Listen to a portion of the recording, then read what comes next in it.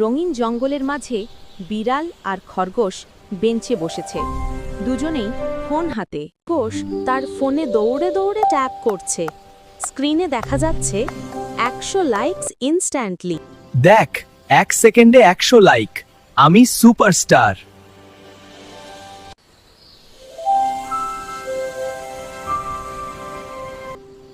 Like কে চাই? আমি তো মাছ অর্ডার করলাম।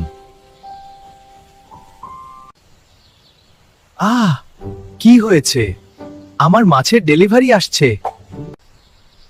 আরে এটা তো আমার ফোন। তুই আমার ফোন দিয়ে মাছ অর্ডার করলি? মাছ তো দুজন মিলেই খাবো। ড্রোন আসে, ঝুলছে মাছের প্যাকেট।